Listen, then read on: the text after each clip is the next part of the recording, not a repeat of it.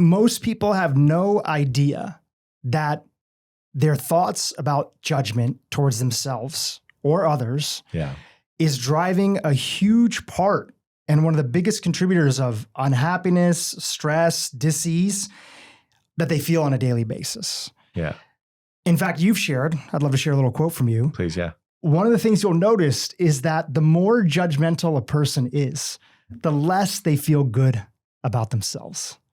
So the big question is, if the judgmental voice inside of all of our heads, I'm guilty of it as well too, is such a driver of stress and lack of enjoyment. Yeah. Why are we all so addicted to it? So the way I look at the mind is that I see three minds, not that there are, but because I find it useful. So we have the prefrontal cortex, which is the human intellectual mind. Then there's the emotional center, which is the mammalian mind. And there's the nervous system, more reptilian mind. And so you're talking about the prefrontal cortex, but they all dance together. And so I think one of the main reasons outside of it was really useful to be able to check ourselves for mistakes when we were hunting and gathering. But one of the main reasons is to not feel emotions. So every time that you're judging yourself or somebody else, there's an emotion underneath that you don't want to feel. And so if you say to yourself in that moment, oh, if I couldn't feel this judgment, what if I couldn't be judgmental, what would I have to feel at this moment? There's always an emotion underneath there that your body is trying to push against.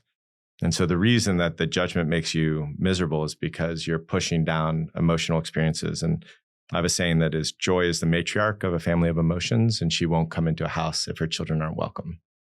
And so that joy comes from being able to feel and love all of your emotional experiences. That doesn't mean being taken by them, but it means love and feel them. And there's a ton of science behind the stress and the pain of not feeling into your emotions. And so leaning into the emotions has physiological benefits and has a lot of benefits. I think most importantly is that if you're attacking yourself with judgments or negative self-talk, then your body sees that it's under attack. Cortisol gets raised. You're under stress. You're under fight or flight. And eventually that burns you out. What's so scary about feeling those emotions to us? So that's on a more of a nervous system level. So most of us, when we were kids, were told, don't get so excited, Billy, calm down. Boys don't cry. Girls don't get angry. Whatever the stories that we had, or don't show your fear in the ghetto because you're going to look like prey. There's a lot of reasons that we get told to shove our emotions down. And we take those as little kids as, oh, I'm bad. This is a naturally thing occurring in me. And it's happening. I'm sad. And my mom is telling me I shouldn't, or my dad is telling me I shouldn't be sad, which means there's something wrong with me. And so they get locked down on a nervous system level. Don't feel that emotion. And there's these great experiments. I don't know if you've ever heard of the stone-faced baby experiments. Do you know about them? Is this where a baby's kind of cooing for its mom's attention, and the mom is stoned? Like the research tell her, like, do not show any emotion. Yeah, that's right. And it drives the baby. It goes crying, crazy, then cries. crying, and then the baby goes stone-faced. Just shuts down the emotion. So when love is removed from us, when we're trying to engage and trying to connect, we stop engaging and trying to connect in that way. So it's a survival mechanism for most of us. And almost all of us were either bribed out of our emotions, distracted out of our emotions, punished out of our emotions. So that is just a very normal thing. And it's amazing because if you even just look at the science of decision making, if I pulled the emotional center out of your brain, your IQ would stay the same, but your ability to make a decision would become dilapidated. It would take you potentially half an hour to hour to decide where to have lunch or what color pen to use, because emotions are actually what drive our decision making. And you can see it in your own life if you think to yourself, oh, how many decisions did I make to feel like a success or to not feel like a failure or to feel loved or to not feel hated? So many of our decisions are made that way and that we can see. And so great decision-making doesn't come from being logical. Great decision-making comes from not avoiding your emotions, loving all of your emotion experiences. So I can do this big thing because I'm not scared of feeling like a failure. I like the feeling of being a failure as much as I like the feeling of being a winner.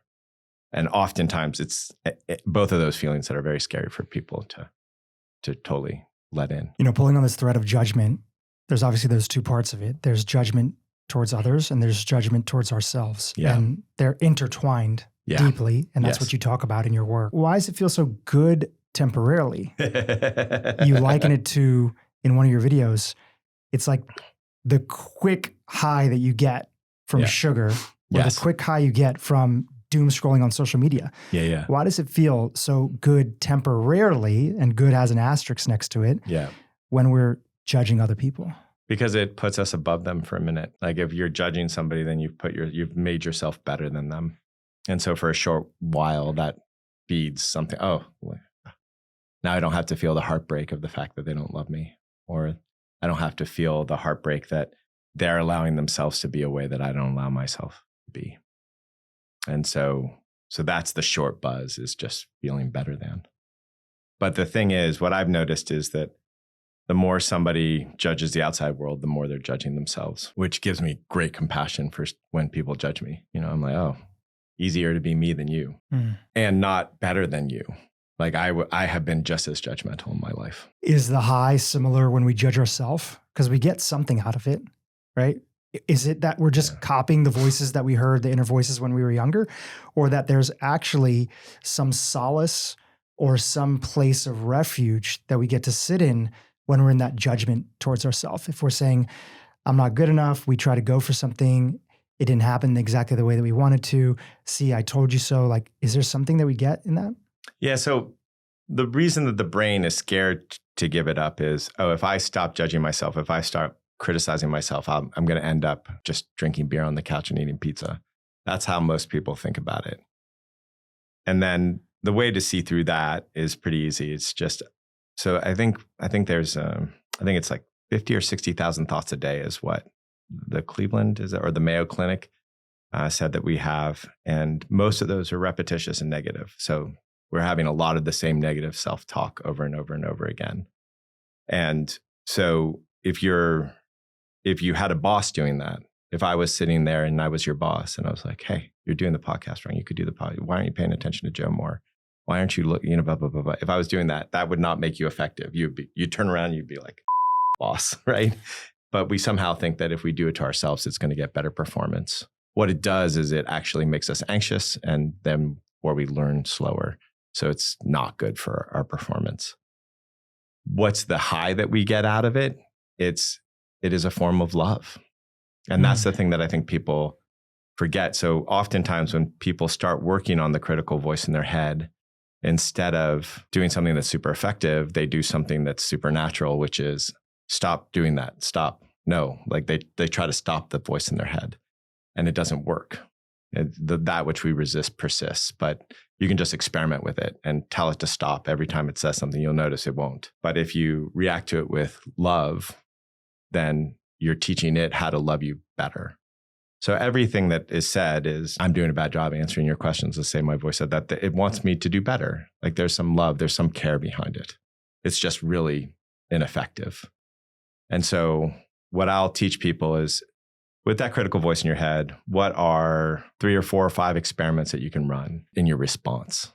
So you can't particularly control what it does, but you can control how you respond to it. So you could respond with a show tune. You could respond with, no, stop that. You could respond by yelling at it. What I notice is the things that change the negative self-talk the quickest are things like, I see how scared you are and I'm right here with you.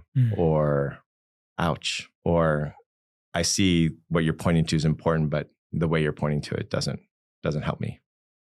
Just like a loving, compassionate boundary and response often creates a different relationship with the voice in the head in extremely short period of time, like inside of a month. Inside of a month doing it regularly, there's a massive shift that you see that takes place for most people. Yeah, when they start asking this key question, which you talk about, which is, what is it that I don't want to feel right now? Just when you're responding to the negative self-talk differently, just having a different response to it, that would be one response. Okay, so the other version of that would be somebody judging themselves for even having the thought, like, I'm judging myself for being too judgmental, right? Right, yes. That's another version. Yeah, that will stick the judgment in place. That'll keep the judgment in place. But what you're saying is that an acknowledgement, something met with love, yes, that also allows you to feel.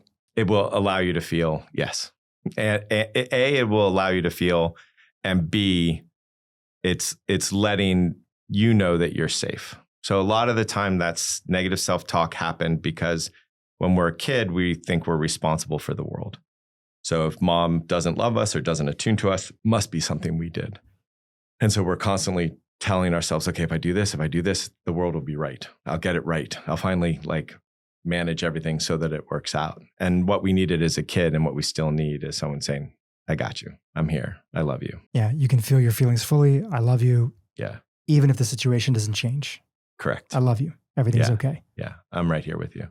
So it's a reparenting of sorts. But that'll change things a lot quicker than how do I change? What do I do? How do I get better? Okay, I've got to stop that thing. Okay, so now how do I stop talking to myself like that? All that is a very long, tedious road. I know I took it. It's hard. I want to chat about your story in a moment here, but do you think that these judgmental thoughts are, besides just psychologically tormenting us, are they a big driver of actual physical dis-ease in the body? Well, here, a cool experiment would be this. So a lot of my experiments, when I do them right in the moment because that's where we learn the quickest. And when we create our courses, they're just all experiments. There's very little talking. So here's an experiment. Do whatever you have to do right now to stop feeling all of your emotions. Is that tension? Is Absolutely. that stress? Yeah. So you have to contract your muscles. And as a matter of fact, habitually, you can look at somebody's body and assuming they don't have scoliosis, you can see the hunch in the back is a critical parent hunch, that just from the way that they hold. Or in Ayurvedic medicine, repressed anger is a line right here in the forehead. There's cues that your body has been holding in a very particular way if there's certain emotions that you're not allowed to have. And so that's stress, that's physiological harm, like incessant, forever stress, and you're constantly judging yourself. So you're constantly under attack. So your cortisol is up. And I think this is the thing that, the way I think about this, just in general, like the top line theory is most people think that they're stressed out because they have so much to do. There's not enough money. Their marriage is bad. They have this list of external things. And my experience is that there's really three main core causes of stress, and all that other stuff. It adds to it, but it's not the core cause. And the first core cause is just negative self-talk, constantly under attack. And so you see the world as a threat. You're under constant threat. And so the world starts acting like a threat. And what people do is, I'm going to get better. I'm going to be better. I'm going to improve myself. And that's a much slower road. And what we suggest is, how do you just become yourself? How do you know yourself? And just the knowing of yourself is a better path to evolution than trying to constantly improve. And then there's the emotional side of things, which is we're going to hold back all of our emotions. And we get told in society that the thing to do is to manage them instead of being completely fluid and fall in love with the emotions. And so that stress is constantly from this constant held emotional experience. And then the last one is just a lack of connection, which is in part really important to the nervous system, but just part of us, very important part of being a human. And Harvard has a study that I think the longest study in America. I think there's an English one that's longer, but and they basically track people through their lives, multiple generations now. And what they find is that human connection is the number one telltale sign for longevity, for good life, for lack of disease.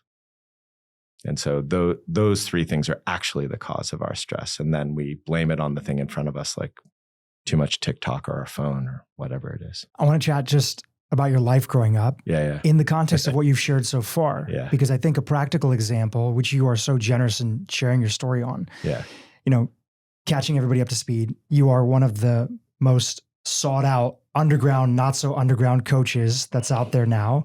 Yeah. Primarily to Silicon Valley, but business leaders everywhere. Yeah. You're a former venture capitalist and had a successful career. Yeah. A lot of people, as they dig into your story, will also understand you share very openly, you had a very tumultuous and chaotic childhood, to say the least. Yeah, brutal. You moved around, I think it was 26 cities. That's right. When you guys were younger. It got so bad at one point in time, I don't know the exact circumstances, but you ended up having to be removed from your family and go to a boarding school. Yeah. Yeah. Help us understand a little bit of what you were seeing that was being modeled around you. You said children look around at the world, and if something is wrong, they immediately think it's their fault. Yeah. What was going on, and how did you internalize it? Where I was lucky was my dad suffered alcoholism, but the alcoholism really didn't kick in until I was like 10. So my first 7-8 years were pretty good. So that was the lucky part. Not perfect. Lots of things went wrong. Very rigid, critical mom. And my dad was very loving and playful, but at the same time, not particularly emotionally available. So, but when I hit about 10, my dad just became more and more of an emotionally abusive alcoholic. And so by the time I'm 13 years old, every dinner was being yelled at the top of their lungs, his lungs mostly, for like an hour and a half. And if I said, yeah, okay, Dad, you're right, fine, he'd be like, see, I told you were weak. Like there was a no way out situation. Or when I cried, they would take pictures of me to make fun of me. So I got told crying was not okay. You needed to be self-reliant. I was told that your natural state is not a healthy state. There's something wrong with it. Your emotions aren't healthy. I internalized, everything is on me. I became incredibly self-reliant. And with that comes that deep feeling of loneliness that comes with self-reliance. And the feeling of, I'm constantly feeling abandoned. Nobody's there for me, even though people are trying to be there for me, but I can't see it, which is a common CEO issue, a really common CEO issue. And so that I learned all that stuff. Yeah. It was 25 years of constant work to undo a lot of that stuff. Yeah. What would be the primary ways that as a young adult, this learned behavior, these patterns, which again, you don't know you're going through, just like all of us. We didn't know that that's our sort of defense mechanism, survival mechanism to what's going on. Yeah, what were the primary ways that it showed up externally for you? Like if people were interacting with you or you're interacting with the world, what would they see would be the patterns that you were struggling with or dealing with? Intimacy and connection were, I think in my early 20s, I went through, I haven't talked about this before, but I think I went through like 30 women in a year and a half or something like that. Any kind of intimacy was very scary. Love was scary because I associated love with guilt and pain and abuse. And so the idea of falling in love was only going to be guilt and pain and abuse. And I find that a lot with a lot of my clients who haven't been able to get that core love relationship going. It's because it's been wired with something that they don't want to repeat.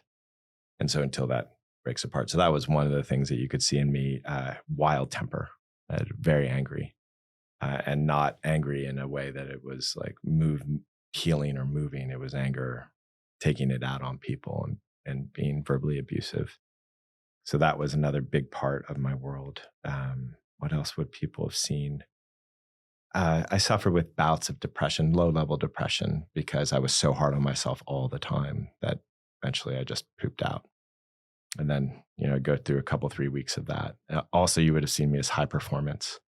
I was 3 promotions. My first job was butchering fish in Alaska. Second was teaching Head Start. Third job was international stock lending. 3 promotions in a year and a half, something like that. So you would have seen very high achiever. And there's a lot of high achievers who have that kind of, they only got love and validation when they performed, which was one of the things my parents did. Like I had to perform. I couldn't be wrong, that kind of thing. If somebody could see during this time period, which obviously I know spans a little bit, if they could read those thought bubbles above your head of your inner voice, especially when it came to achievement, what would those bubbles voice? That was stupid. Why did you do that? What's wrong with you? Like there was a constant negative self-talk, editing and monitoring my life. It was just perpetual, constant. Yeah, it makes me sad just thinking about it. I haven't, for whatever reason, that there is a place where that negative self-talk just stops happening. And that occurred for me like right around 36, 37 years old. So I spent like from 25 to 35 just going into debt and chasing every single modality that I could chase to find different tools and ways out of my predicament. And 7 years were mostly meditating in a room. At one point in time, the insight in your journey came that led to one of the things that you talk about when it comes to this inner voice, which is that, I'm paraphrasing here because I don't have the quote in front of me, but the inner voice in your head, the critical inner voice in your head is always wrong. It's always wrong. Yeah. That a lot of people will hear that. The inner voice in your head is always wrong. And even people who are pretty into self-development and spend a lot of time reflecting or thinking about stuff, they'd probably have to sit with that for a second and say, okay, let me think. Is it always wrong? Yeah. Dive into that a little bit for us. Oh. Sorry to interrupt, but memory loss is on the rise. And that's why I've created a free guide that you can get right now featuring the top brain boosting foods that you can include into your diet starting today to help you combat this. I've worked with a few of my friends to feature 5 foods in this free guide. And guess what? A couple of them will probably surprise you. Make sure you're one of the people that focuses on keeping your brain sharp by downloading this guide today. Just click on the link below or scan the QR code and I'll send you the guide right away. So many ways to do this. And I'm not going to go to the deeper ones because we would geek out on that forever. And as a hint for someone to look into it, it's the voice is projecting on itself. It's usually saying, what it's saying is usually more about it than it is about you. So that's a cool little hack if you want to geek out. But so I'm also not saying that the voice in your head is ever wrong. I'm just saying it's always wrong. So meaning that there's always a little bit of truth potentially to what it's saying, but the way it's saying it or how it's saying it. So it's never the whole truth. So if I take a picture of the Eiffel Tower and I was like, oh, there's a picture. Is that a true picture? Well, depends. I could go like that. Is that a true picture? But they're 2 different pictures. So it is a particular point of view, the voice in your head, and it's not the whole truth. And therefore it's always wrong. And so that's one way to look at it that helps disassemble it. The other one that's really, really useful is, would you tell that to anybody else? You're a liar. You lied. You're a liar. Every human being has lied. Every human being is a liar. Every human being is fucked up. So what makes you not say that to other people? What makes that say that to you? And what makes that your defining feature, not their defining feature? So that gives you a clue of, oh, if I just wouldn't say that to anybody else, what would make me say it to myself? And does it feel like I'm holding the truth back from all those people? Do you walk around going, oh, I didn't call that guy a liar, so I must be holding back my truth? Maybe that happens to you once a year or something like that. So the way you're talking to yourself, if you're not willing to talk to other people like that, then what makes it particularly true about you, even though everything that you're doing, hundreds of millions of other people are doing probably right now in this very moment. So that's an interesting way to look at it as well. The other thing is that let's say you're driving a car in a way that makes you say you're a bad driver. Somebody else is driving in a car in the same way and they're not calling themselves a bad driver. They're calling themselves a good driver. And then somebody else is driving the car in the same way. They call themselves a medium driver. Well, who's right? And who's to say who's right? Everybody's driving the car in the exact same way. Like, what's true, what's not true? Even if you could sum up all the drivers and say most drivers drive like that, doesn't mean that way is a good way to drive in particular. So that's another one. And another great example of this is 2 people. And the consequence of this, I think, is what's really nice to be seen is 2 people are on a roller coaster. And one of them says, this is the scariest thing. They feel it's scary. Their brain says it's scary. They're petrified, holding on.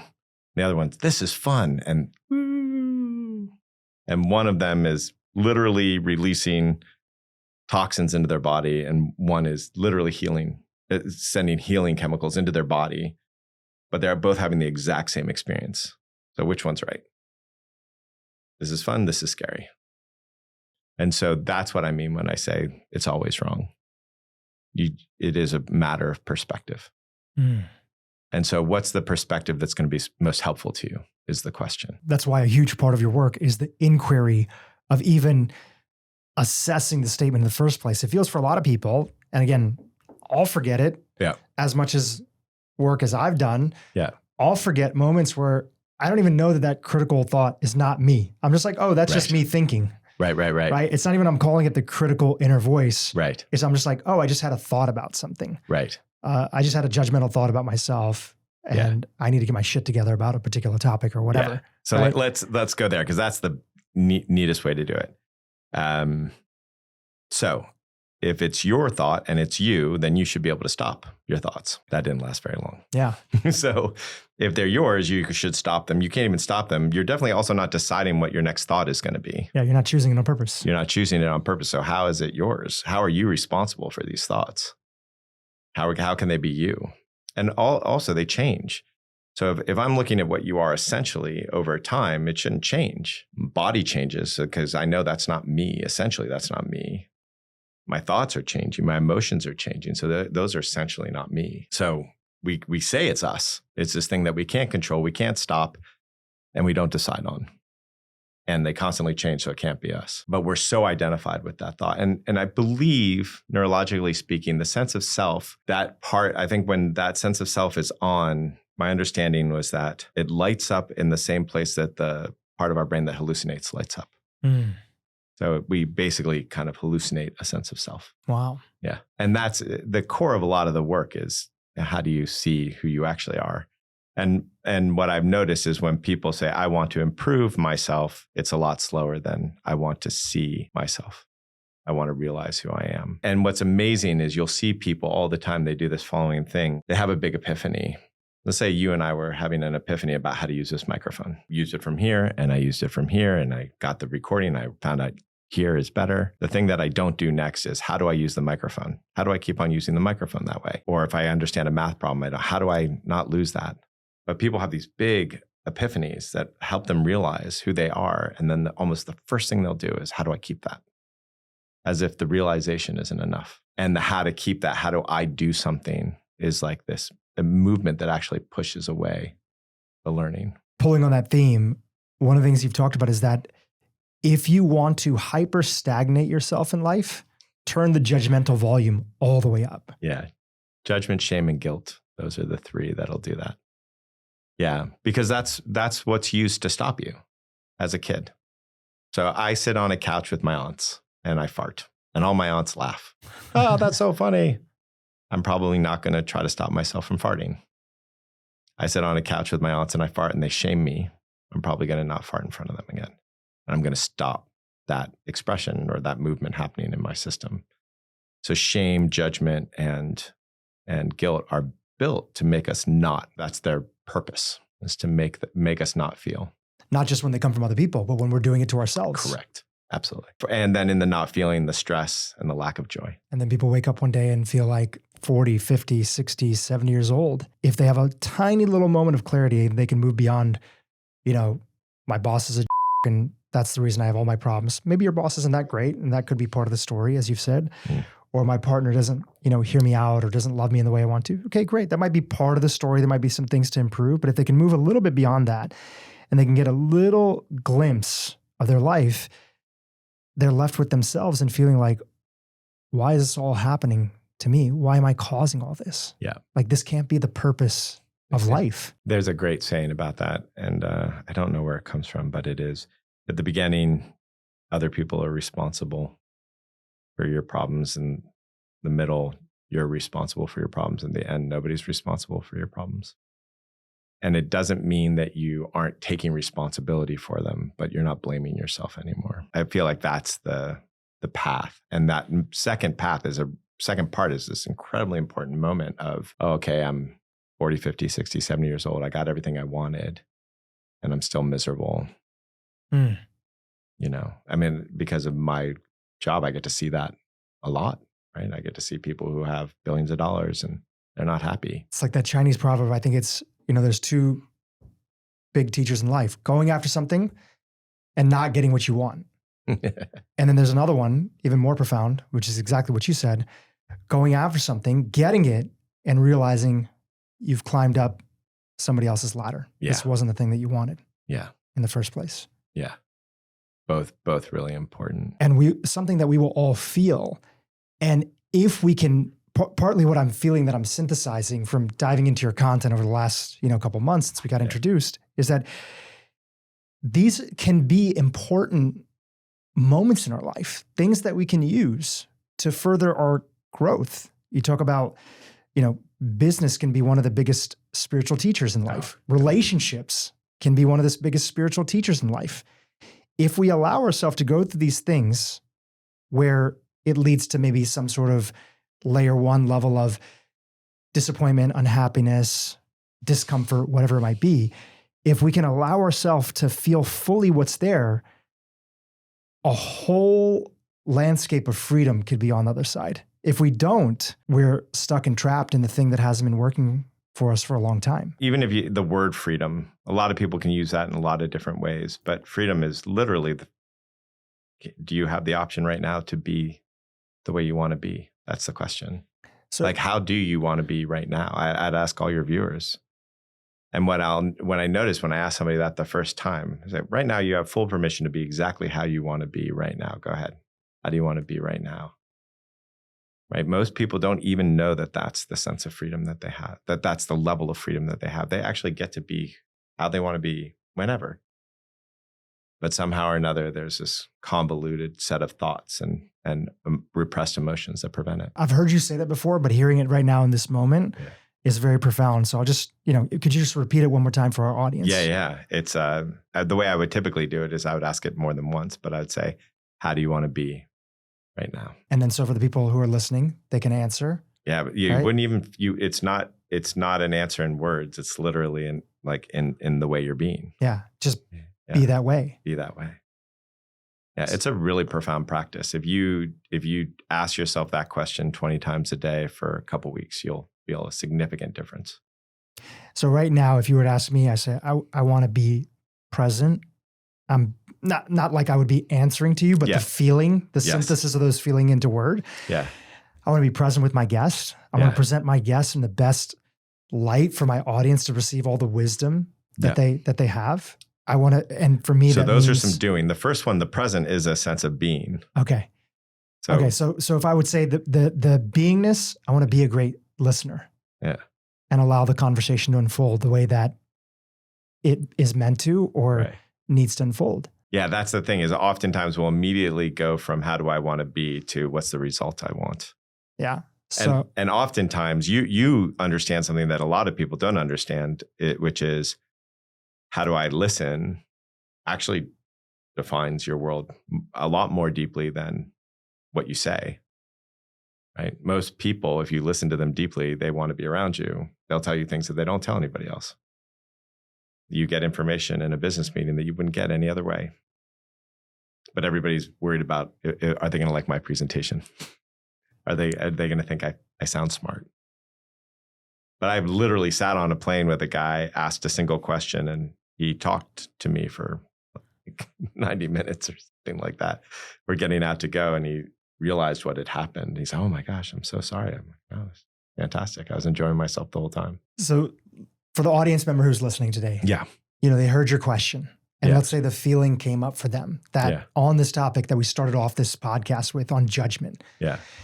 And they're seeing, they're as you're talking about the environment you grow up in, the critical voices that we inherited from the people that were around us, the little boy, the little girl who was just doing their best, who just was trying to make sense of the world and just adopted this behavior because they thought that that's a way to keep themselves safe. Yeah. And they're recognizing themselves in that. And they're listening to that question and they're saying, and they're having the feeling, and I'm putting words to that feeling. And that feeling is, I want to be kinder to myself. Yeah. And so they're sitting in that. Yeah. They're present to it. Right. Yeah. For some of those people, another series of thoughts have already come up. Yes, correct. For the people that are doing it right, they're sitting in that beingness. Yeah. And they're being kind to themselves. What does that look like right now? Yeah. Maybe you're sitting up a little bit more straighter. Maybe you're taking a breath because you were holding on to all this tension. The kindest thing you could do right now is you just took a breath. Right. Or you're enjoying the sensations that are moving through your body. You're enjoying the sensations that are there. You are a little bit more present to your environment and you're not rushed to the next thing that you have to do. Yeah. Or you're not stuck in a loop of beating yourself up up. For the person who is already on to those next series of thoughts of, okay, I want to be kinder to myself. Right, How do I be kinder to myself? What do I got to do right now? What do we have to say to them? Yeah. So before I answer that question, to Please. back up. So when I did this experiment, so the way that I have all these experiments is that I had authority issues because I had a dad who yelled at me and was abusive. So I couldn't listen to any authority. So I would read and then I would test it. Everything, I would test everything. Oh, okay. Being present. What does that mean? How do I want to be right now? And I would test that. So when I tested, how do you want to be right now? I was playing pickleball, something like pickleball. And one of the things I had said, I don't want to be in a rush, and then I'm in a rush in pickleball, and I want to be in a rush in pickleball. I want to get to the net. I want to hit the ball. So wait, what's going on? And immediately I could see the difference between what is rush in a pickleball court and why is it that different than rushing in traffic? Like what makes those things different? And it is literally the thought pattern of I need to be there. I have to get there. So you think about it like a Sunday drive. You're driving along on Sunday. You've got, this is my dad's generation, but Sunday drives was a thing where you just get in the car and drive around. You have no place to go, no time to get there. Very enjoyable experience. Driving, commute, traffic to get to work on time. Far less enjoyable experience for most people. That question, how do I get there? How do I get more gentle with myself? All those things are the things that stop the enjoyment because it is having the time and place that you have to be there and you have to be there soon.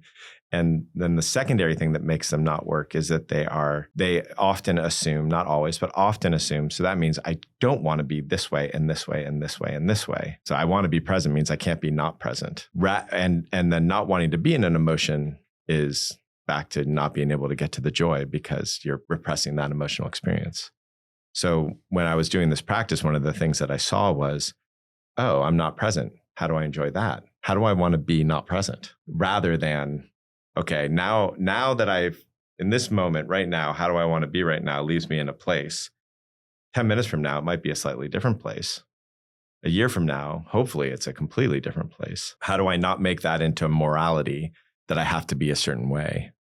Because as soon as that happens, then I can't enjoy whatever's happening, including my sadness, including my rush, all those things are going to happen. You can't stop that. So the question is, how do you enjoy that? How do you want to be right now when you're crying? You have this great quote, which is, when we stop resisting, we experience pleasure. Yeah. It sounds so simple. It sounds so simple. Resistance is futile is the other way to say it, but everybody puts that into a power dynamic. Yeah. And if you can't stop resisting, then love the resistance. Yeah. That one's a nice thing if seeing it allows you to drop the resistance. There are some people like me, the first time I heard it, how do I stop resisting? Which was just more resistance. So if that's happening to you, just let it go and find something that helps. Yeah.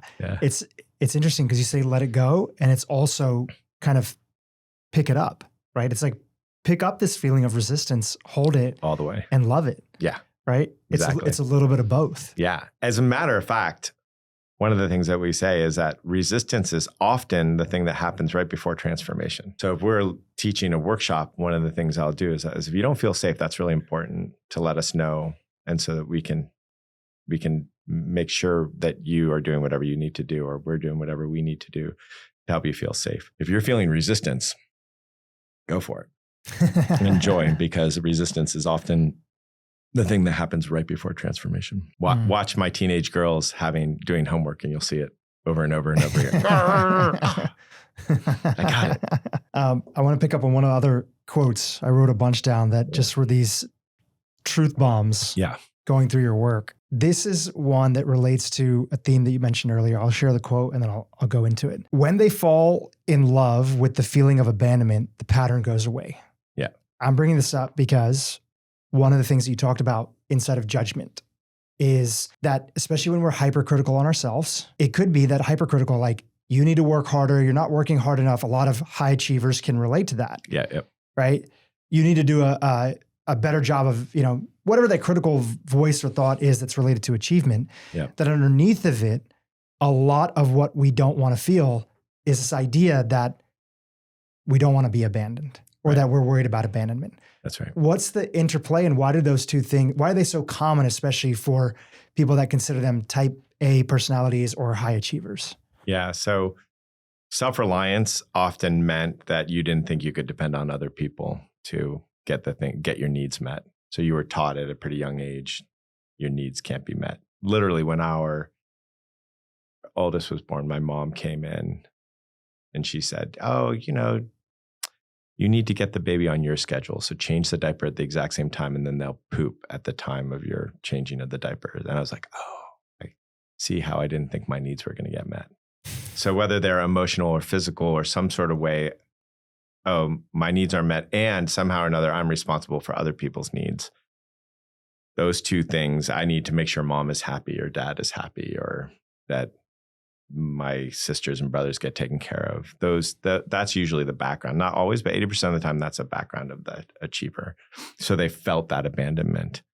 And so the way that it works is if you have a pattern in your life that isn't serving you anymore, like dating the same kind of person over and over again, or having the same kind of boss over and over again, or finding yourself abandoned over and over again. And typically what's happening is that there's an emotion there that you aren't feeling. And so your body is operating like trying to get back into homeostasis. It's recreating that pattern over and over and over again until you finally get to feel the emotion and clarify it in your system. And so what I notice is when we're moving people out of decades old patterns, one of the things, they're usually ashamed of it. That's what keeps it stuck. And if they feel the emotion that they've been avoiding in that pattern, then the pattern goes away. So for me, emotional abandonment was a big deal with an alcoholic father. And everything that I did to avoid it, I invited it in. So I call that like the golden algorithm is what we call that. And so what that looks like is I'm scared you're going to emotionally abandon me. I don't want to feel that. So move number one, I just get hard and tense, which makes you want to run away because that's how I'm trying not to feel it. Move number two is get needy. Oh, can I help you? Can I da-da-da? Like, how can I get you to stay? Which also makes people want to go, ugh, yuck, move away. So the way in which we try to not feel the thing is the way that we invite it. So any emotion, you can notice any emotion that you're trying to not feel, you're inviting it in the exact way you're trying not to feel it.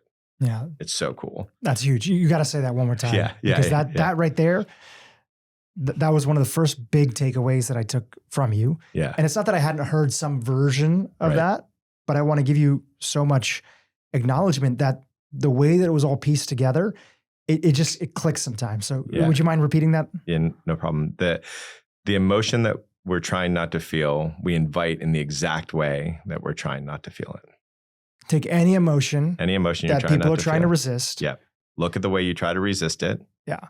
And then notice how that invites it into your world. So you were giving the example of abandonment. Yeah. Can you give another example that can connect with people? Yeah. Well, let's try one with you. What's an emotion? Please. What's an emotion that you... I mean, abandonment is probably one of the main ones. Okay. And so when you notice that you might get abandoned, what's your reaction? I definitely go into the zone of, I got to figure everything out by myself. So I'll isolate from other people. Right. So you already did it. You isolate, which is abandonment. Yeah. It's just that quick. And that we actually have a prompt. I think we put it on LinkedIn the other day. We have an AI prompt where you can put this in and then it asks you the questions and it shows you how you're doing it, which is pretty cool. But yeah, there's, even if you don't do abandonment, let's say you're trying not to feel angry. This is a kind of a classic one. I don't want to feel angry because, let's say, mom abandoned me when I was angry, or somebody always got angrier at me when I got angry. And so I'm not going to get angry. So what do? Typically, when people don't get angry, they get a little passive aggressive. They do a little guilt trippy. They do little pokes. And then that gets people angry at them, which usually brings up the anger more in the person. It's another great example. But it's literally I've done this with thousands of people and marked it out. It's really consistent. it's powerful and a little bit disarming for people, I'm sure, to see it. It's like, wow, I'm a child. Yeah. And I don't mean that in a negative way. Right. Yeah. Right. I'm a child. I am saying, okay, you don't love me. I'm going to, run away or do this or do that. Yeah.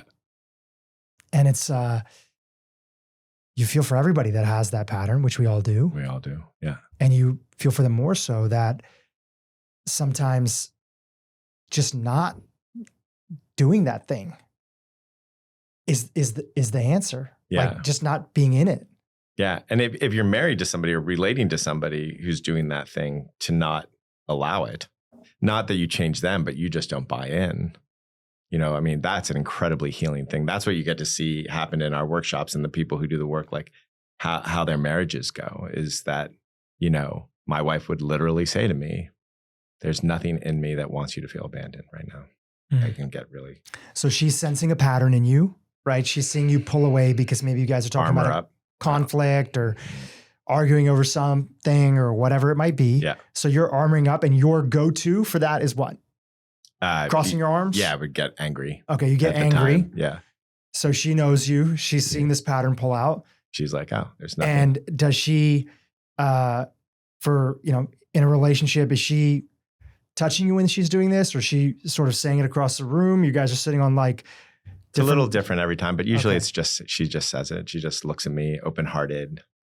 There's nothing in me that wants you to feel abandoned right now. I have a woman that I've been working with for a long time. Her name is Sarah, and she's amazing. And I would come in frustrated every once in a while into the office, and I love my frustration, and I definitely don't want it to go away, because my frustration it's never at anybody, or very, very rarely at anybody. But it is, I always know it's something that's important. And one day I walked into the office, I was like, I'm frustrated. And she's like, good. I love your frustration. My whole system went, someone's going to be able to hold me in this. And so then I relaxed. I was like, this is what I'm frustrated about. She's like, great. Like, I see how this can improve what we're doing. But yeah, oftentimes if you can meet the person, I'm not saying accept abuse or anything like that, but if you can meet the person as they are and speak to the pattern underneath it, it can be incredibly healing for a relationship. So in that moment, there's part of you that is using this outward expression of anger. You might have forgotten about it temporarily, even though you teach this work, just as we can hear this podcast and we'll forget about it the next moment. We'll get stuck in our stuff. Yeah. But your wife is seeing that you're projecting. Is that the right word? Or you're projecting. Yeah. You're using anger as a way to say, nobody loves me. I'm on my own. The anger is an old one. I would say the new, let me think about what a recent one was. When we do retreats, often I will rush. If I'm like, we gotta, and her new one is, I see how much you care. So you're rushing her because maybe you guys have to go somewhere. Or I'm just rushing. You're just rushing. Which is not how I want to be deeply present with people. I don't want to be rushing. Like, okay, deep work now. I want to, great, I'll be a couple minutes late if that's what's necessary to be present with them. And she'll just say, I see how much you care. And it immediately dissolves it in me. That's powerful. I mean, obviously you both are playing. Is that a prompt that you came up with? Is that something that you came up on our own? We investigated it together. I think it was actually a third person who came up with it. We were doing it during a facilitation, and we had our co-facilitators with us. And I was like, I noticed that I rush. I don't know if you all see it. They're like, yeah, we see it.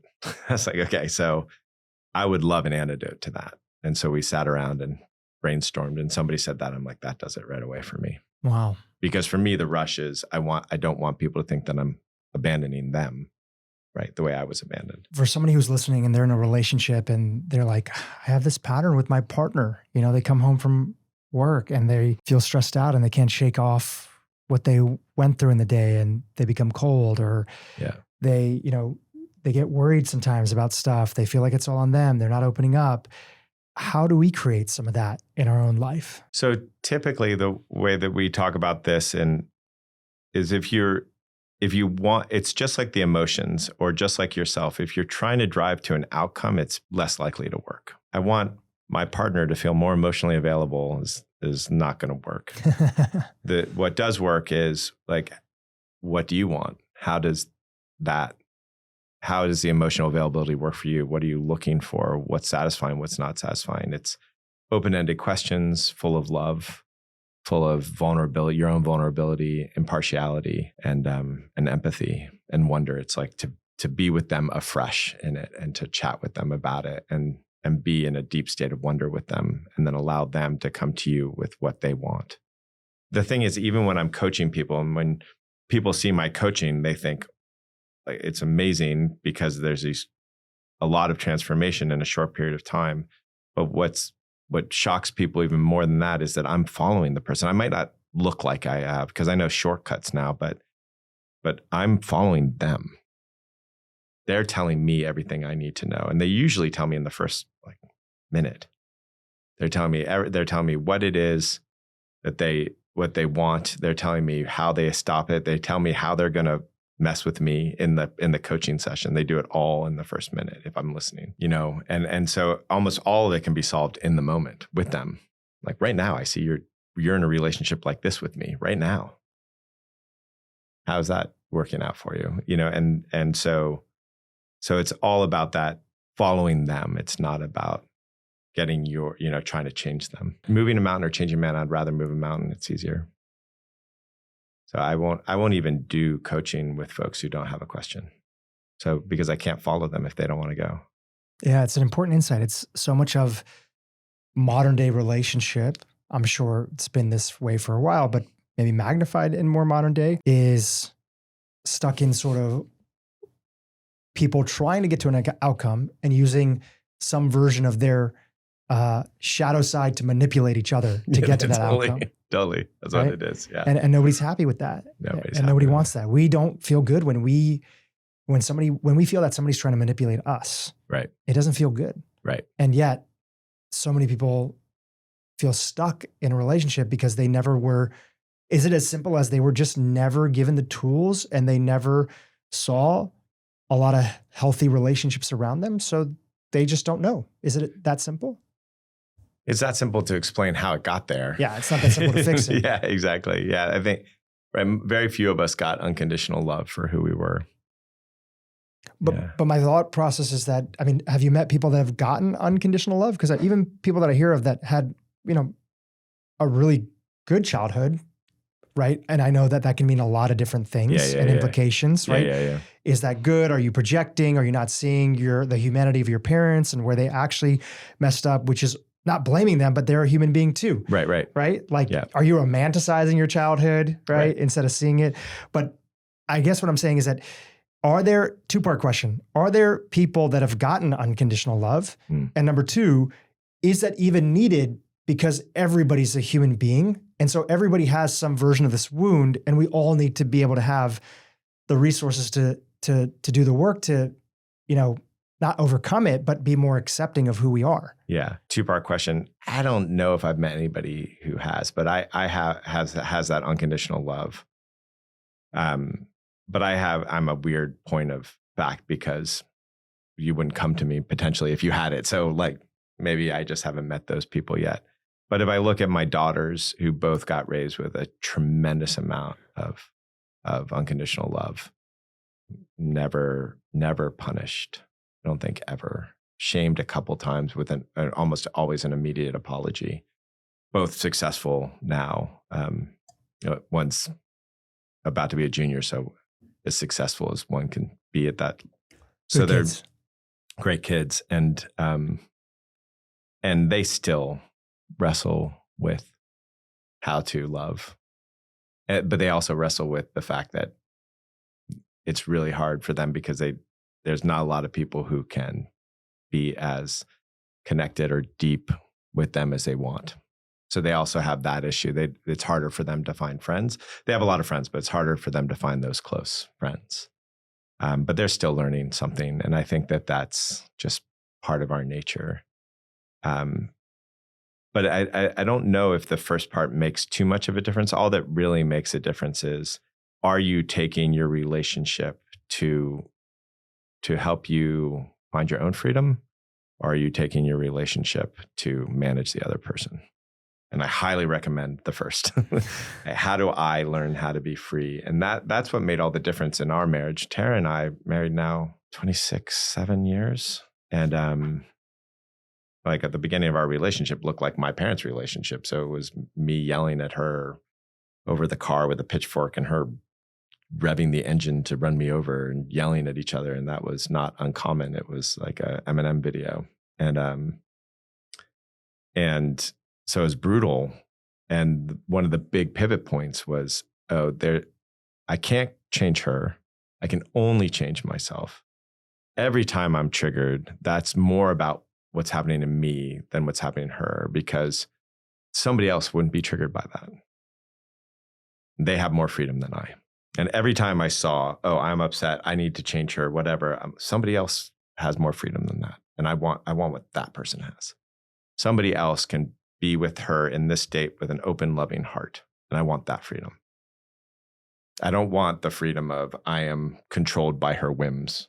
I don't want freedom that I'm pulled into her trauma. I want the freedom of I can love her unconditionally in any place that she's at.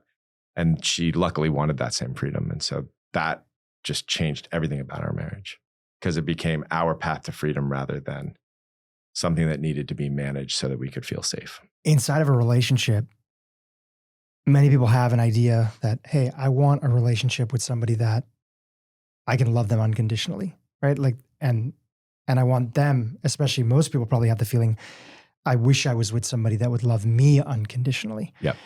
And you're lucky if you're even thinking that. Yeah. That's a good start. Yeah. And yeah, you're lucky. You're lucky if you could think that. The pathway to that direction of just even improving any relationship, intimate relationship, is it always first through ourselves? So if we don't learn how to love ourselves unconditionally, correct, there's zero chance in hell that we're going to give it to somebody else. Is correct? That correct, but a little bit without the self-reliance. So I'd say correct, and your relationship can be a tool for that, and you two can agree to do that together. So the relationship can be one of the vehicles that helps you unlock it for yourself. In fact, you might say that that's the primary purpose. Yes. One of the primary purposes, correct, of a relationship. We don't have to be a monk that disappears to the Himalayas, right? And we figure it out on our own. We come back when everything's all good. Well, you can't. And you can't. You can't. Right? Yeah. Like it's actually show me the monk with the 2 screaming kids in the back of the car. He's not frustrated. Having been the guy who meditated for close to a decade, 6-7 hours a day, most of the time, like that was great, but it wasn't real life. And real life business failures and kids getting upset and kids with colic and wife having a bad day. And like that was the thing that was a far greater teacher to me than learning how to sit with myself. That was easy. That was easy work and a necessary and good work. Don't get me wrong. I'm not suggesting that it's bad.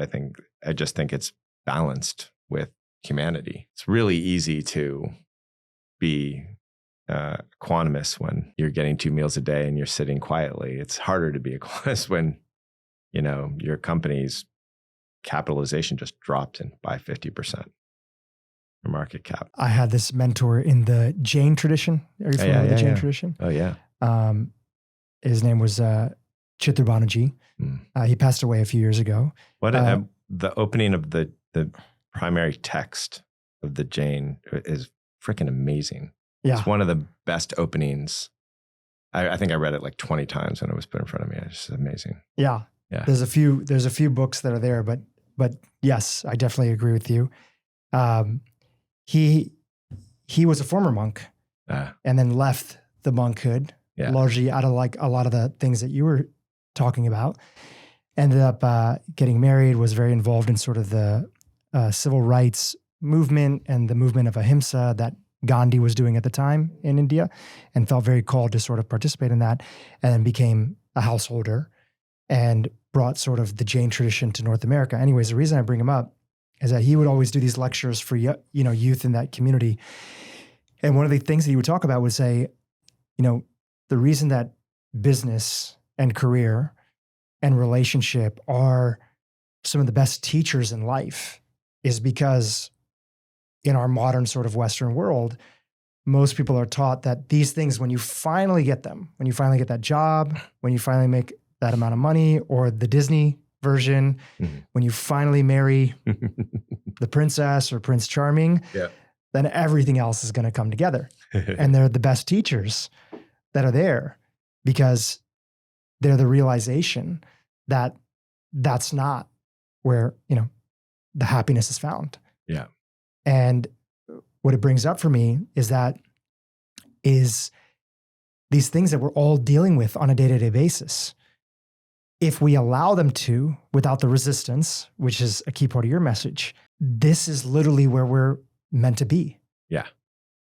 Byron Katie has this quote, it's like, this is where you're meant to be. How do you know?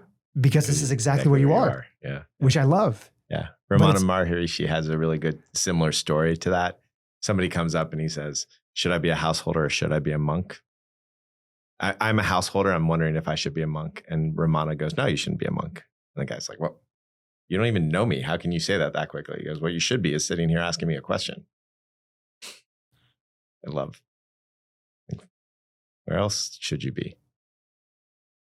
I believe he also had this quote. I'd love to hear your thoughts on this. Yeah. Right. I think one of his students asked him, how do we measure spiritual progress? And he said, by the absence of thought. And so my question for you is, do you have any general thoughts on that? And number two, as part of this work of doing the inquiry, right? Yeah. Not resisting is one byproduct of it that you're able to sort of be you're just in a state of joy because you're not having so many of these 50,000 thoughts in the day running and ruining your life. You're just more present. It's a little trickier, I think, than that. I think from his point of view, that made a lot of sense because he was sitting and teaching all day and didn't have a modern life in that way. He just sat. And so I think for him, that makes a lot of sense. I think one of the ways to measure particularly development of the prefrontal cortex of the human part is the reduction of, I wouldn't say thought generally, I would say the reduction of repetitive thought, particularly repetitive critical thought. And I would probably just say repetitive thought because oftentimes positive thoughts are a way to, you can do it is a way of saying, I don't actually believe you can do it. So you need a pep talk. So there's a little bit of a trick in there, but generally those repetitive thoughts going down, I think is a mark of progress in the prefrontal cortex. I think not believing your thoughts is also a mark of that, but I don't think it expresses the movement of the heart or the movement of the gut. The movement of the heart is just the emotional fluidity, how easily does it all pass through you? And the movement of the gut is how much pleasure you can take. You've talked about some of these themes, but I just want to put it together. You share this in your Breaking Free of the Matrix protocol video. You've already talked about a lot of these themes that are there. But I think it's helpful to bring it back to a little bit of that structure here as we continue. What is the matrix?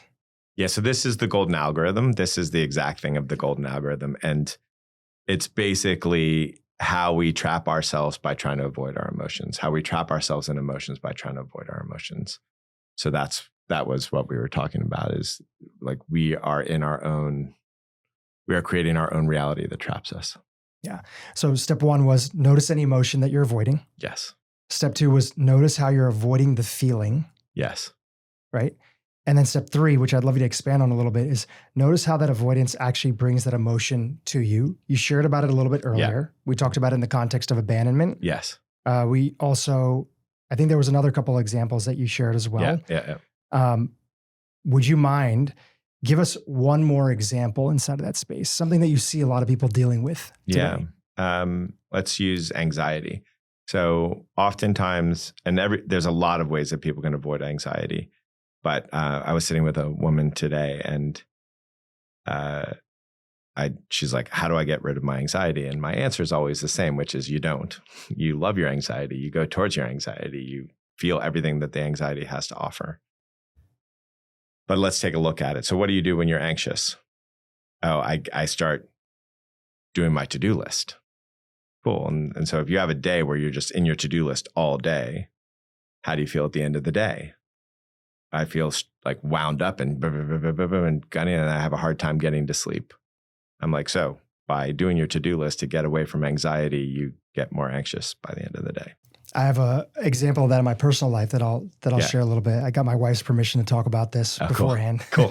Good. I was playing. How long have you been married?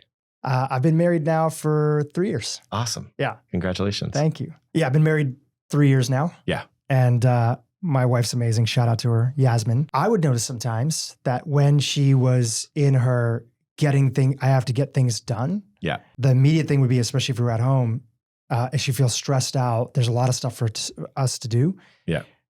She would go and immediately sort of empty out the dishwasher, like something task oriented, right?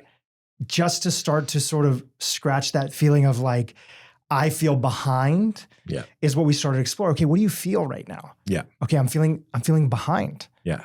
Okay, what does that make you feel? Yeah. Like when you feel behind, yeah, what else does that bring up for you? Yeah.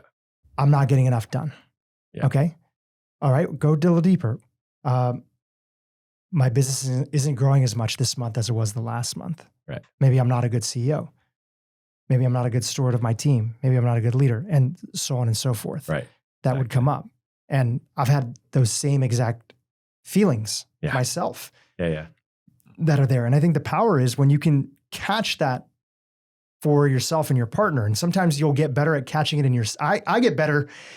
There are moments where I'm like, oh, I'm so good at catching it at her. Right. Yeah. But can you be honest about the times where you're doing that same thing? Yeah. That same version for yourself? And those are my favorite moments because they're so humbling to me that, wow, I talk a big game and I can point it out on somebody else, but here I am doing the same thing. Okay, let's not turn that into a judgment. Let's also hold that as well. Yeah. Right? What does that make you feel? Oh, I should know better. Oh, I've read this book. Why am I not practicing that thing? Right. So that feels like shame. Yeah. Right. So my sort of branch. I'm not reading that book. I'm not like, that feels like. Or I have been reading these books and I should know better. Would that also be shame? Yeah. Right. Which is going to stagnate the experience. Yeah. So in that example, so let's say that she's worried at the end of it is, oh, I don't feel like I'm doing a great job as a CEO. So let's say she does the dishes for 6 hours, cleans the house, does all that stuff. At the end of those 6 hours where she scratched that itch or didn't feel the thing of, oh, I might not be a great CEO. All that leaves her with is 6 hours later going, I should have been like working on my business rather than doing the dishes. Sure.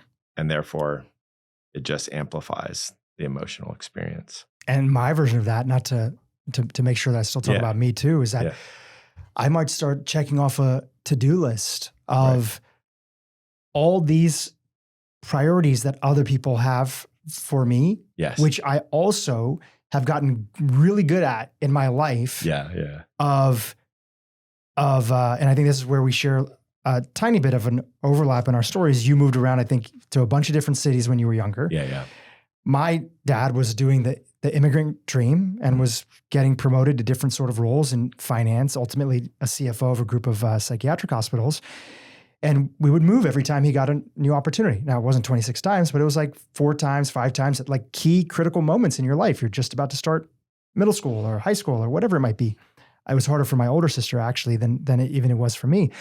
And I got really good.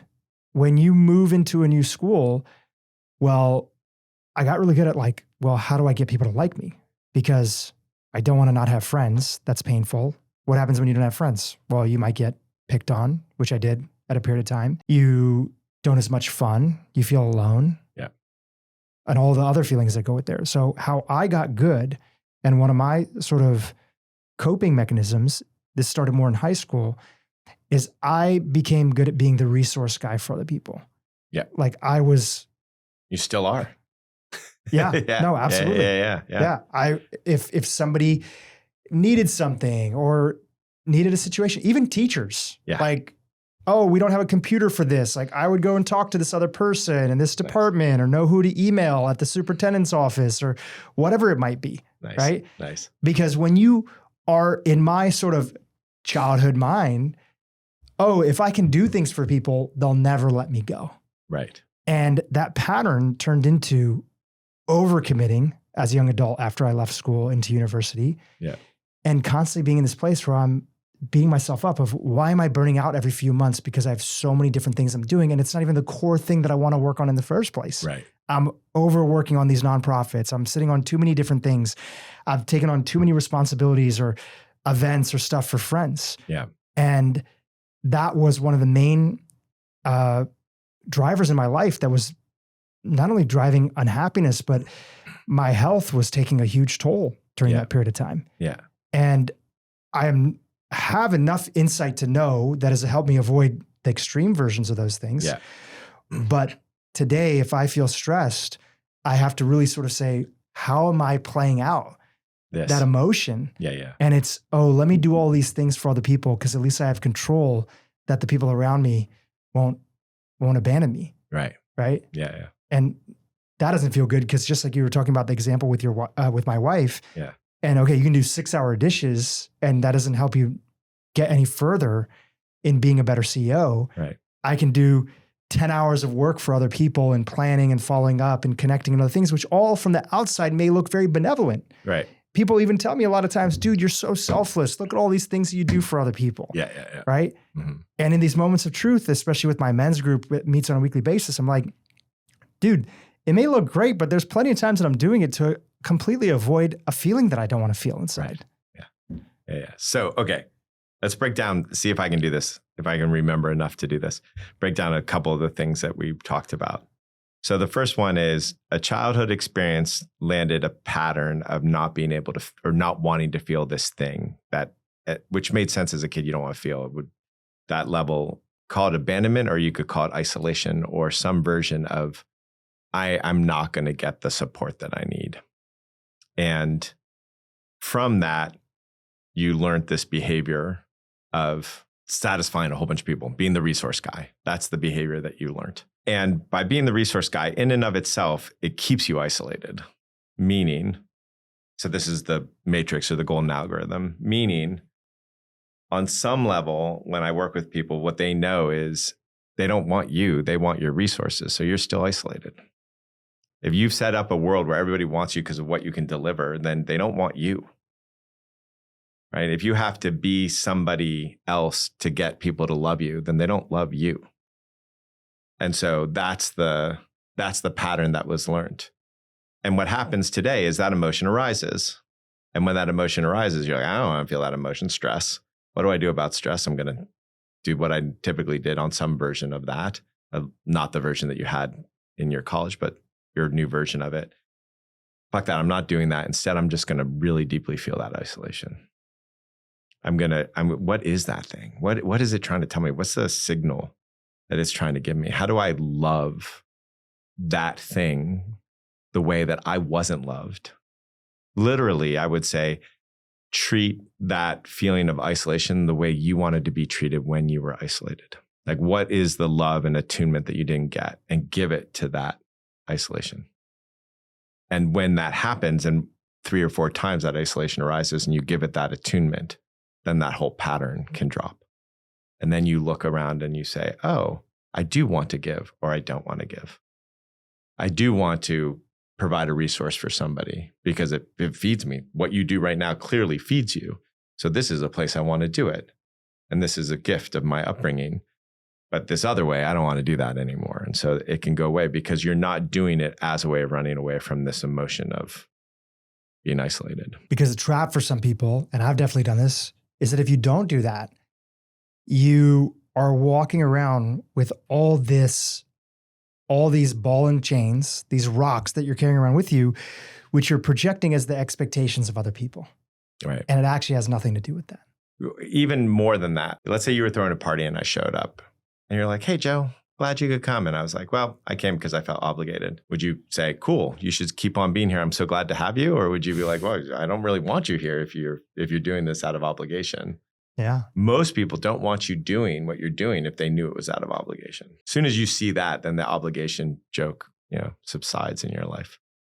Yeah. Like, nobody actually wants me doing this if I feel obligated. And if they do I want that relationship? Right. It's a transactional relationship. It's a transactional relationship. That's really beautiful. It reminds me of a story that you shared in some of your content.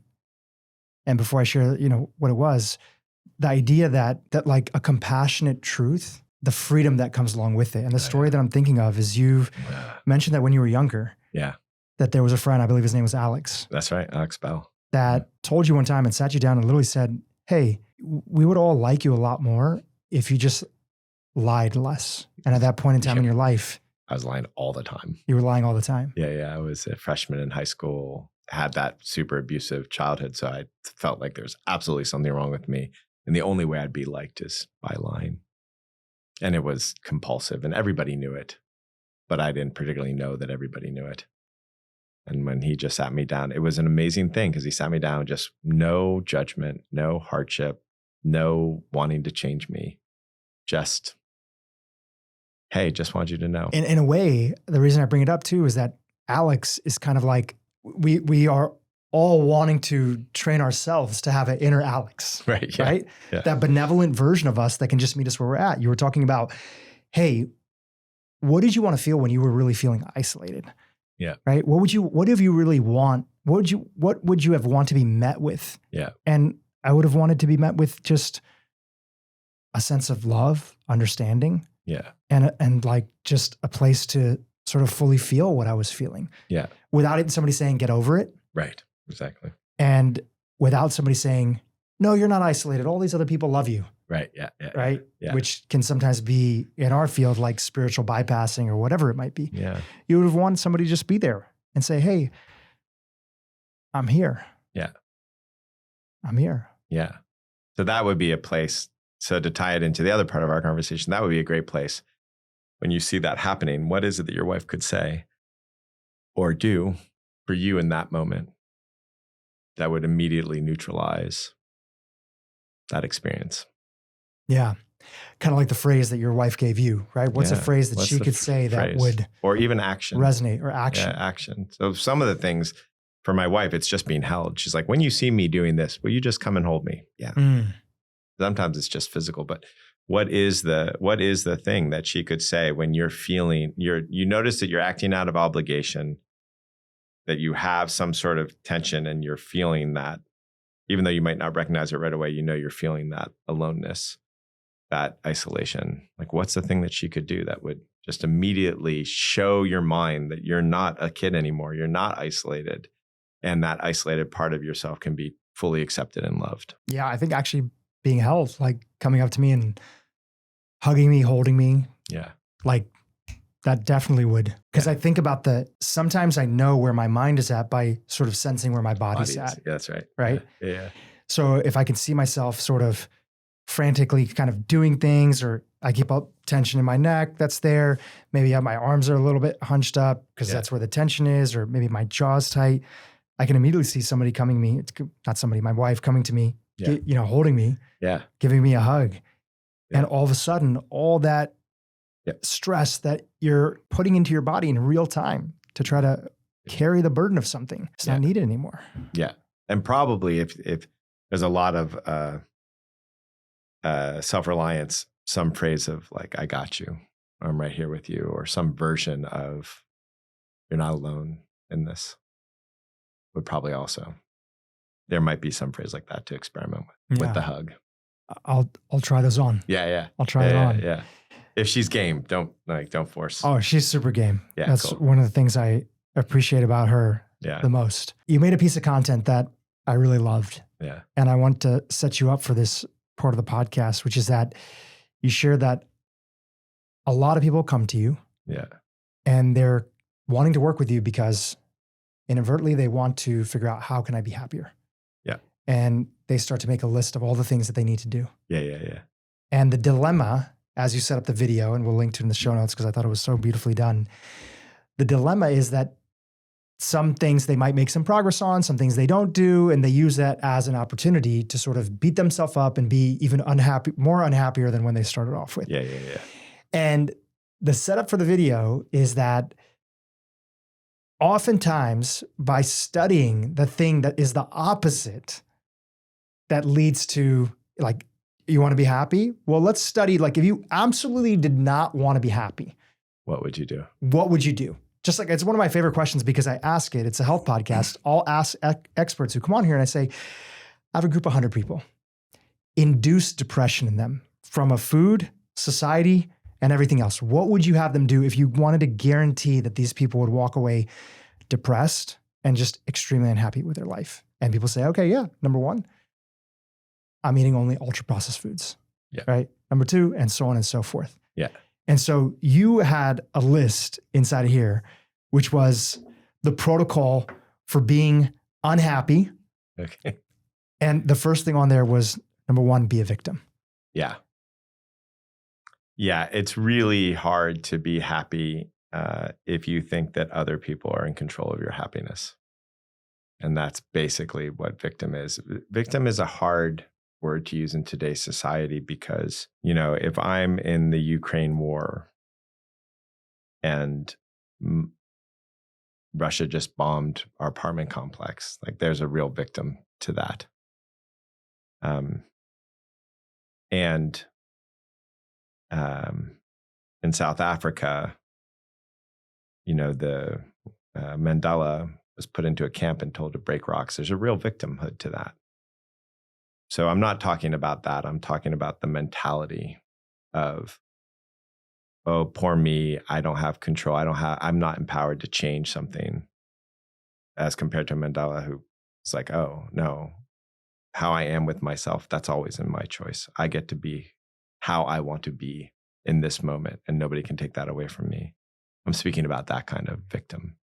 And so if you don't feel like you have choice and the world is the way it is, there's just no way that that's going to lead to happiness. And so that's and typically also people who have the propensity for that behavior, they also seem to freeze a lot when their emotions come into play. And so they're stifling their emotional. The more likely you are to feel that you're a victim and that it's everybody else is the problem. Yeah. Excluding out these extreme acts of violence and everything else that we're talking about, sexual abuse. Yeah. The more likely you are to do that, the more likely you are to be somebody that feels stagnant with your emotions. No, just that you are more likely to freeze as your fear response. So Freeze. fight, flight, and Got it, freeze. got it. And so there's a lot of, which is holding back your emotions in that moment. There's ways other people hold back their emotions, but they're just more likely to freeze. So also creates a lot of suffering. A phrase you've never heard is, I am so happy because everybody else gets to determine what I do. I'm so happy because, my society and my mom and dad told me how to be and I have to be that way. It's not a recipe for happiness. When I think about being a victim, I also think about like the law of responsibility. If it's 100% somebody else's fault, I can't do anything to change it anyway. And so.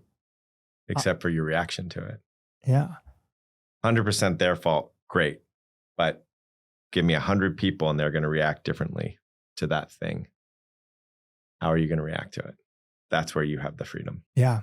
And I guess the second part of that I was mentioning is that if we at least played a small role, that means that we have agency in our life. Yeah. Right. And we've always played a small role, even if that is our perspective of the situation. That's true. Right. Which often is the biggest role that's there. Yeah.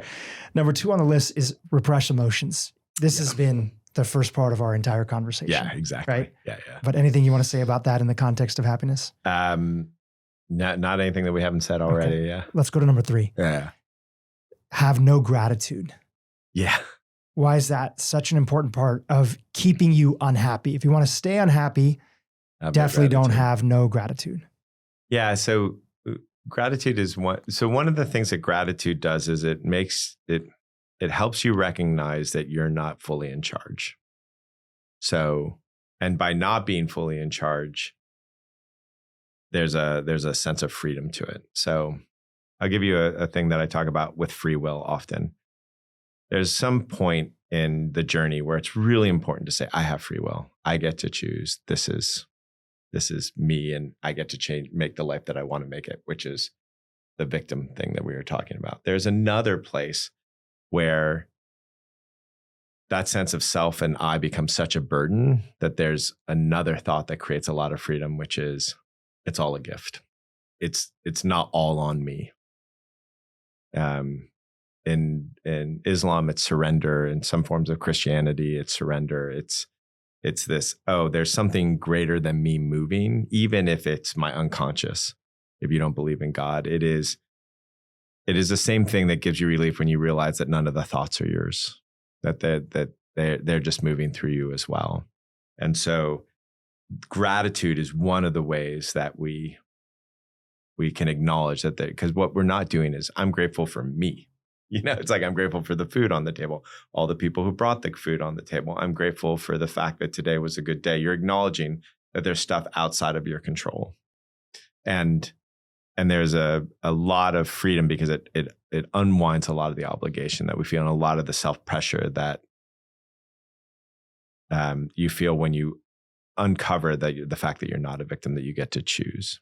And so this is a lot like what I was saying is the stages of, at the beginning, you think you're to blame. And the second stage, the first stage, you think others are to blame. The second stage, you think you're to blame. It's like, and then the third stage is where it leads, which is no one's to blame. Number 4, isolate yourself. Yeah. My shadow side. Yeah. No connection, no happiness. Yeah. There's a great book, and I can't remember the author's name, who basically talks about depression as a lack of connection. I would add some things to that thesis, but that Harvard thing that I was talking about, that long study, the more connection we feel, the happier we are, the longer we live, the less health issues we have, psychologically more stable, all those things. So that deep level of connection with, I would say, with self and others is incredibly, it's just, we're born for it. We're born social animals. So it's like, put a dog in a cage, it's not going to be happy because it doesn't get to be itself. We even if we're introverted, connection is deeply important to us. And I think the best study on this is, the rats and heroin addiction thing, about that one, where Rat in the Park 70s, yeah, exactly. 70s, they give a rat this thing, and it's like all the rats got addicted because they could push a lever and get cocaine or heroin or whatever. They're like, well, there's just no way to stop it. And then they put the rat with a whole bunch of other rats. And I think it was like 10% of them became addicted or something like that. Yeah. They had like a whole rat playground where they can play with other rats. And all of a sudden addiction is not something that's happening at that same level. Exactly. Before we go to number 5, which is feel superior. Yeah. I have a question, which is, as we're going through this list, can somebody audit these things in their own life? Like, for example, number 3 and number 4, like, okay, if you don't want to be stuck in unhappiness, can you audit the amount of moments or expressions of gratitude that you had today? And is it helpful to work on that from the outside and say, you know what, I want to be more grateful. Let me practice being more grateful, right? Is that helpful? Super helpful. Yeah. So the first thing I would say is that there isn't happiness and non-happiness. There is it's asymptotic in the fact that you can always deepen your happiness. And so it's just a scale. And as it turns out, I haven't found a place where I'm like, okay, I'm happy enough, or there's enough joy in my life. So you can continue to deepen almost all of these things. And so that it just, in this moment, we could be 10% more connected, as it turns out. And I've never met a moment that hasn't allowed for me to deepen my connection with myself or with others.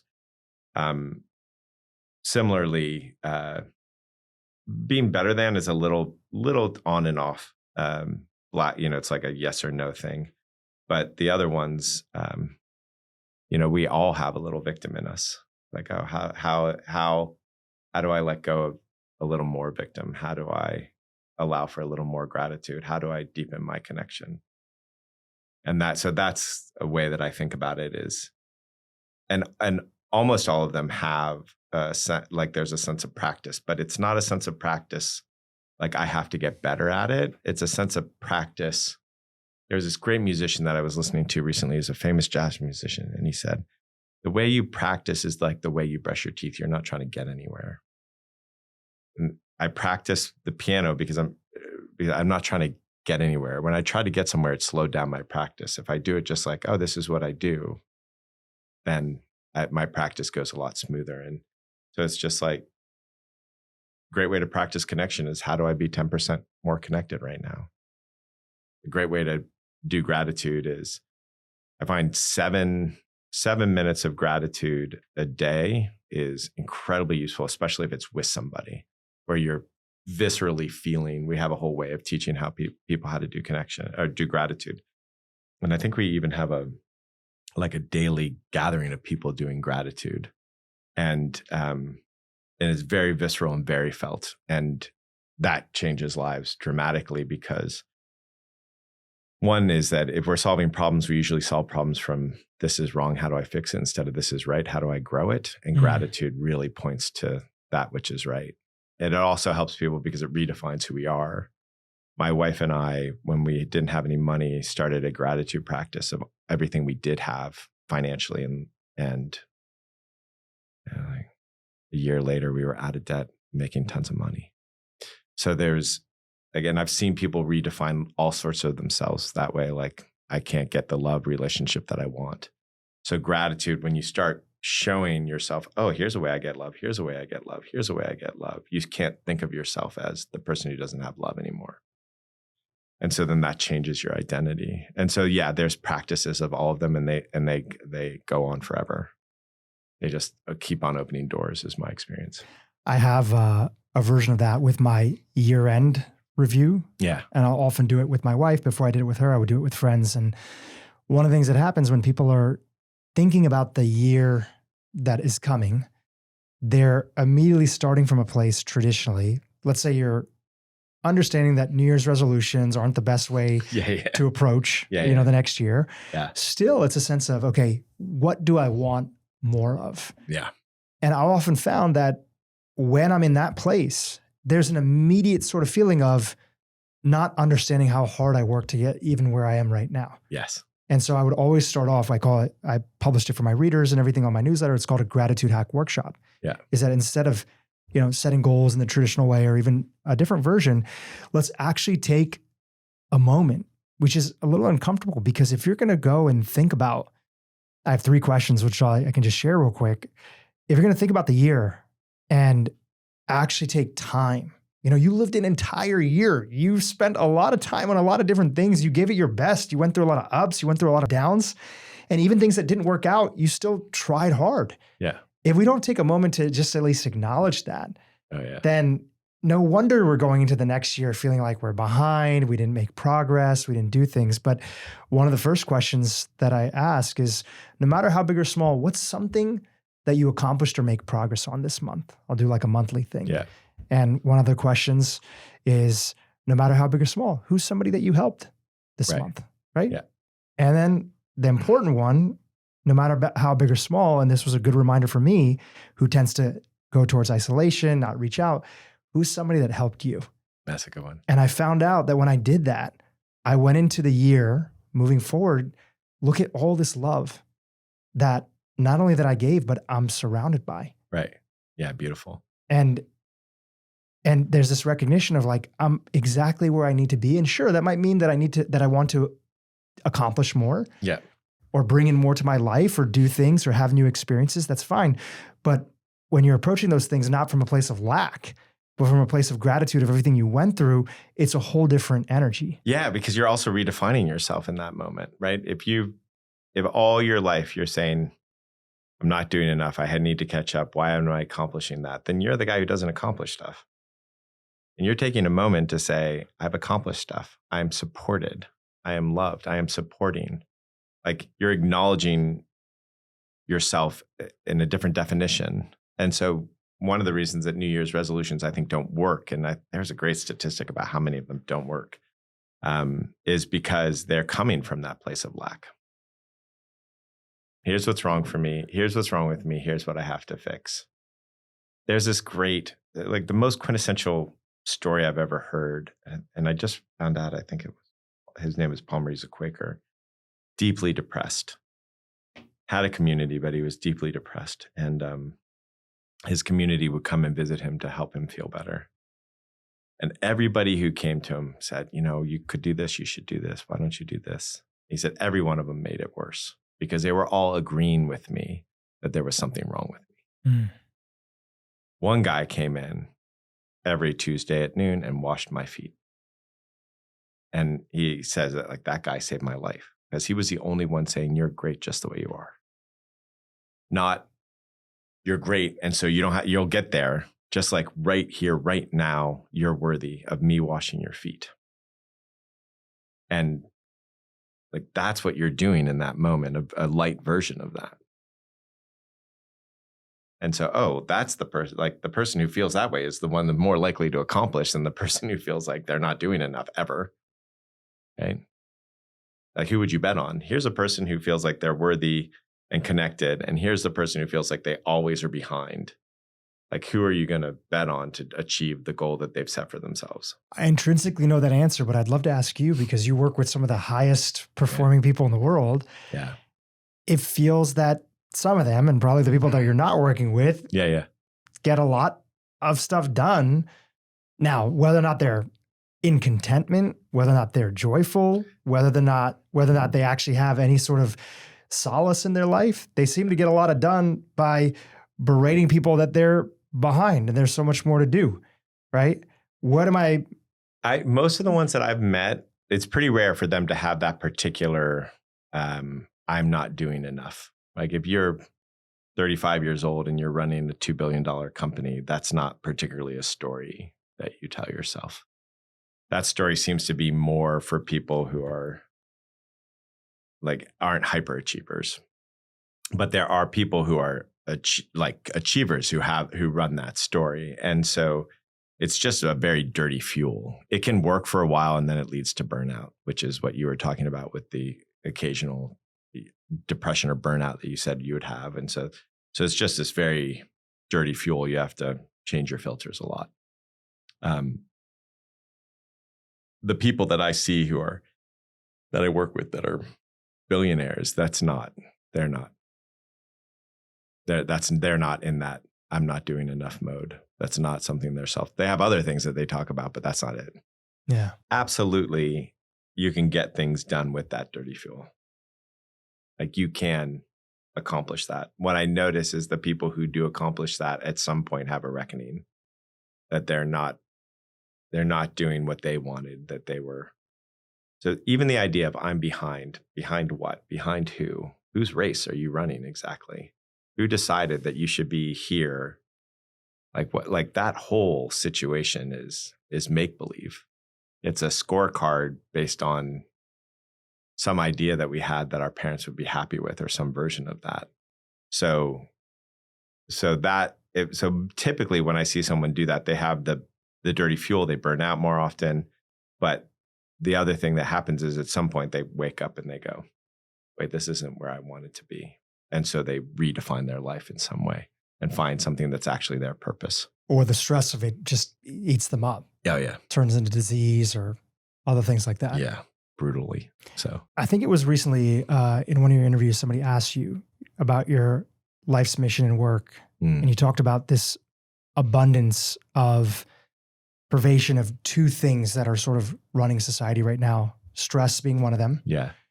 And lack of enjoyment. What do you feel are the lies that keep these things at the forefront, that they're able to sort of run society or be under the surface, but something that everybody's dealing with? Are there lies that are keeping those things alive? Yeah, the negative self-talk.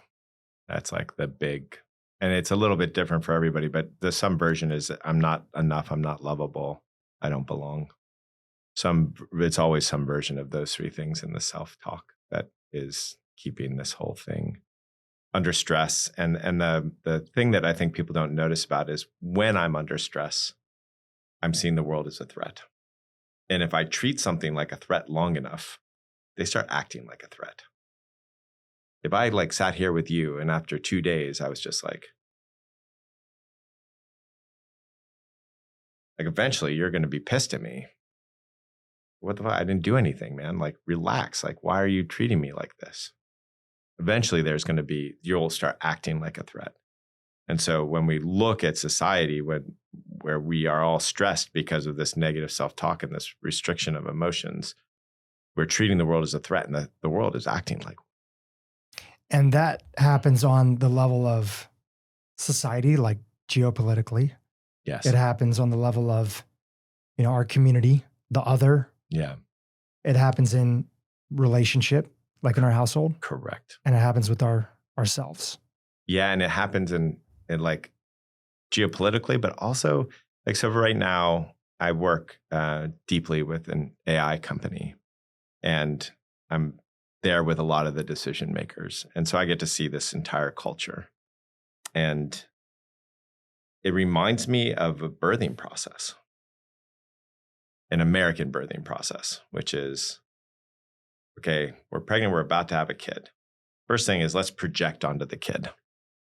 They're going to be my savior. I'm going to be so happy. Or, oh my God, all of my freedom is going to be taken away. So that's the first thing, that everyone is projecting onto AI, one of these two things. Or it's going to be inconsequential. But not a lot of people think that. And then everybody's anxious going into like, oh, we're birthing this thing. And it's like really anxious. It's all about the birth. But, the kid comes out, and then you have to like deal with it. You have to, and you're not thinking about that. You're thinking about the birth. And the decision about whether we should have the kid or not have a kid is far more about, how did I raise the kid? And 3 years from now, I shouldn't have had the kid is more about whether I raised the kid than I didn't raise the kid. And what I don't see people saying is like, oh, how do we show up for this thing with not seeing it as a threat, as like, how do we care for this? How do we as a society come together to honor this thing that's happening? And we're treating, many of us are treating different things like that in the world as a threat. And therefore, we're going to raise it like a threat.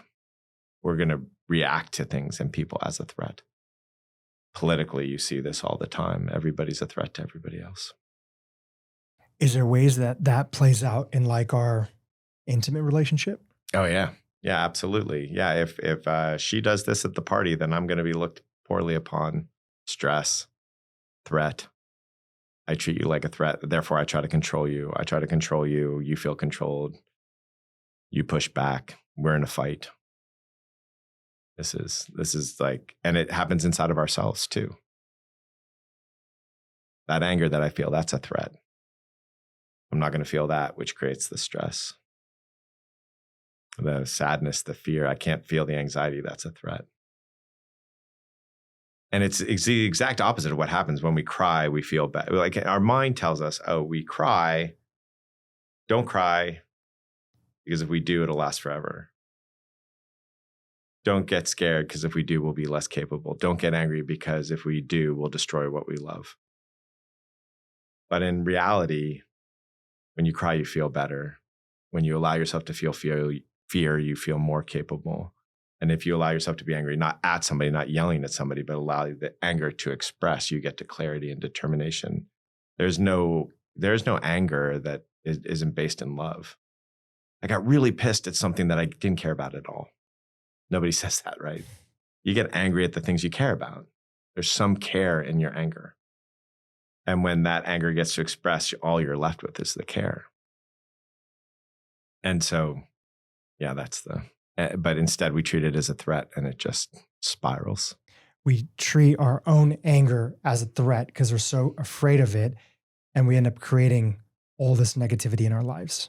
Our anger is a threat. Our judgment is a threat. Our just parts of ourselves. We're like constantly looking at ourselves and saying, that part of me is bad. That part of me is good. This is what I should do. This is what I shouldn't do.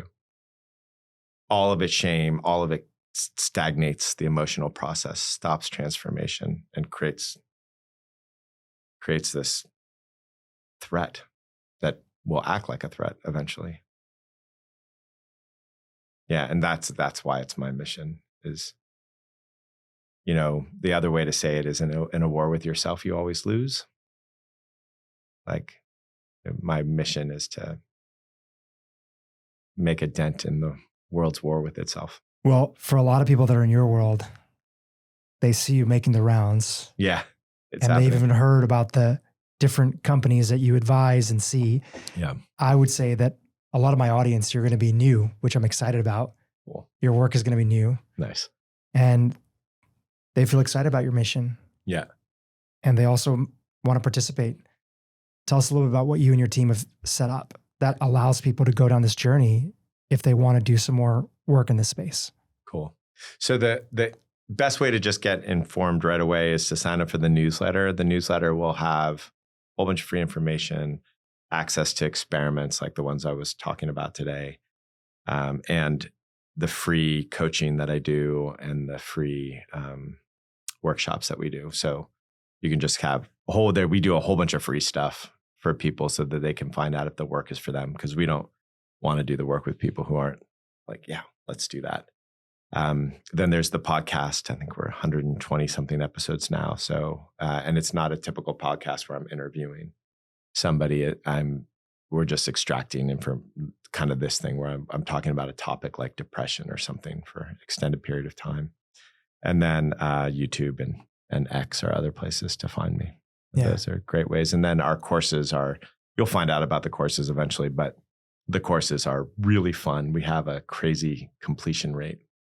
I think on average, we have a 96% completion rate of our courses because they're just really, really fun and very active, interactive courses. There's very little talking, and there's just, here's an experiment, run it with a group, see what you learn. Based on a little bit of what you've learned about me here in today's conversation. Yeah. And I'm excited to try one of your courses. Is there one that you would say that could be a good fit for me? Well, I would say for most people, the best place to start is the connection course because it's the basics and it's about relating. And it is that vulnerability, impartiality, empathy, wonder thing that I was talking about in relationship with each other, with other people. We call it view. For you in particular, we have a